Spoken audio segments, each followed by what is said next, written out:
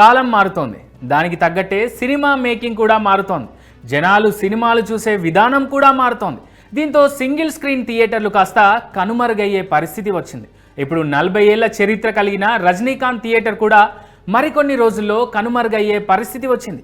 ఇదే ఇప్పుడు చెన్నైలోని ఫిలిం లవర్స్ను బాధిస్తోంది. రజనీ ఫ్యాన్స్ను ఫీల్ అయ్యేలా కూడా చేస్తోంది.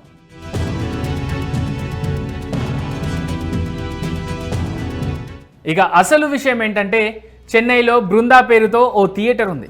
1985లో రజనీకాంత్ చేతుల మీదుగా ఈ థియేటర్ ప్రారంభం అవడంతో ఈ థియేటర్ పేరు కాస్త జనాల్లోకి రజనీకాంత్ థియేటర్గానే వెళ్ళింది. అప్పటి నుంచి నిన్న మొన్నటి వరకు ఈ థియేటర్ రజనీ థియేటర్గా రన్ అవుతూనే ఉంది.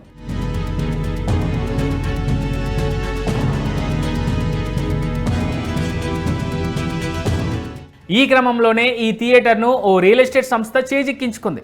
40 ఏళ్ల చరిత్ర కలిగిన థియేటర్ను కూల్చేసి అక్కడ ఓ అపార్ట్మెంట్ను నిర్మించే ప్రయత్నాలు మొదలెట్టింది. దీంతో 40 ఏళ్ల చరిత్ర కలిగిన రజనీ థియేటర్ మరికొన్ని రోజుల్లో నేలమట్టం కానుంది.